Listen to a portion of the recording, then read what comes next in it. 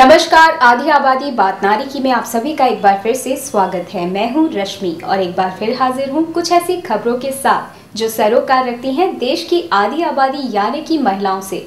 तो चलिए रुक करते हैं आज के कार्यक्रम की तरफ और जानते हैं कि क्या खास है आज की पेशकश में। देखेंगे क्या है आज का मुद्दा, इसी विषय पर चर्चा करेंगे हमारे एक्सपर्ट से। देखेंगे किस तरह मैनेजमेंट के क्षेत्र में आगे आ रही हैं लड़कियां। ले चलेंगे आपको एक इवेंट में, जानेंगे किस तरह देश के विकास का हिस्सा बन रही हैं युवा लड़कियां। और अब बढ़ते हैं हमारी अगली रिपोर्ट की तरफ और जानते हैं किस तरह देश के विकास का हिस्सा बन रही है देश की आधी आबादी। आज दुनिया भर में हमारा देश उभरती हुई अर्थव्यवस्थाओं में से एक है, जिसमें बहुत बड़ी भूमिका निभाई है बदलती टेक्नोलॉजीज ने।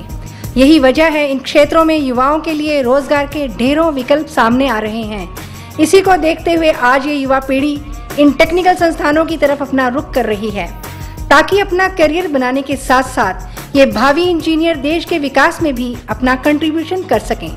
हमारे कंट्री में इंजीनियर्स के लिए काफ़ी स्कोप है, क्योंकि अभी भी हम डेवलप कर रहे हैं, अभी हम बहुत कुछ एक्सप्लोर कर सकते हैं डिफरेंट फील्ड्स में। अभी आप देख रहे हैं कॉमनवेल्थ गेम्स आ रहे हैं, गेम्स की वजह से मेट्रो बनाई गई, मेट्रो बनी तो और इंजीनियर्स का एम्प्लॉयमेंट हुआ, मैकेनिकल इंजीनियर्स, सिविल इंजीनियर्स, हर फील्ड में इनकी बहुत डिमांड है। जो हम लोग करते हैं ग्रेजुएशन, उसमें इतना स्कोप नहीं रहता है लेकिन जो इंजीनियरिंग स्कोप प्रोवाइड करता है उसका it has a higher scope, मतलब हम किसी भी फील्ड में इसको इम्प्लीमेंट कर सकते हैं। पहले थिंकिंग थी कि गर्ल्स को घर पे रहना चाहिए, ये नहीं होनी, बट अभी काफ़ी स्कोप है इंजीनियरिंग में। डिफेंस में जा सकते हैं, आगे MBA MCA या फिर लेक्चरर में लाइन कहीं पर भी जा सकते हैं, बहुत स्कोप है। टेक्निकल होने के साथ साथ ये फील्ड काफ़ी टफ भी है। ऐसे में स्टूडेंट्स इंजीनियरिंग की बारीकियों को अच्छे से समझ सकें, इसके लिए मॉडर्न इंफ्रास्ट्रक्चर के साथ कंप्यूटर लैब, लाइब्रेरी और हाईटेक लैब प्रोवाइड की जा रही है, ताकि ये प्रोफेशनली ढंग से ट्रेंड हो सकें।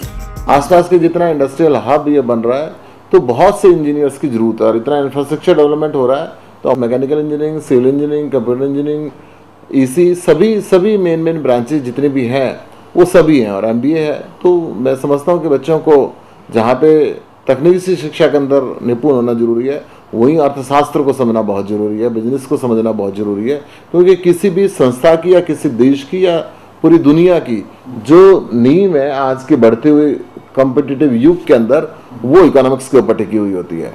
और जब बढ़िया टेक्नोलॉजी हम देंगे तो उससे डेफिनेटली हमारी इकोनॉमी ऊपर जाएगी तो हिंदुस्तान दुनिया के जो प्रथम श्रेणी के कंट्री हैं इनके अंदर ऊपर की श्रेणी के अंदर वो रहेगा। Provides us modern slabs so that we can more familiar with the modern technologies.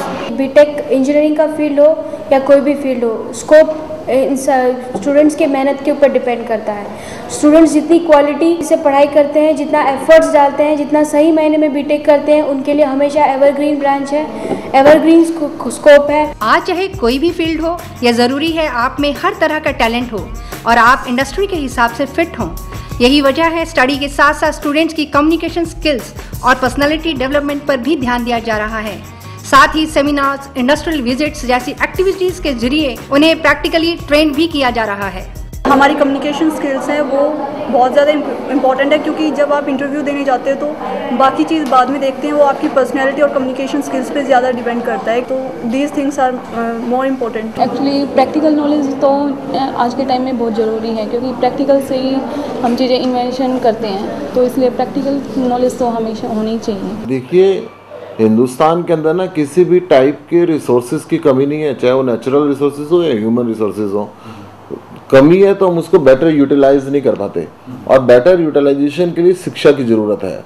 शिक्षा की ज़रूरत है हिंदुस्तान के हर गांव के अंदर, हर शहर के अंदर, छोटे कस्बे के अंदर। हम हर स्टेप तक एक ऐसी एजुकेशन दें कि हमारे बच्चे इंटरनेशनल लेवल पर जहाँ भी जाएँ वो अपने आप में कम्पीट कर सकें, और इसकी ज़रूरत देहात के अंदर ज़्यादा है। हमारी इच्छा ये है कि बेहतर इंजीनियर वहाँ से बनकर निकलें, बेहतर मैनेजमेंट के बच्चे वहाँ से निकलें, और ना केवल दिल्ली, हरियाणा या उत्तरी भारत या भारत, अभी तो विश्व स्तर पे अपना नाम रोशन करें और हिंदुस्तान को आगे लेकर जाएं।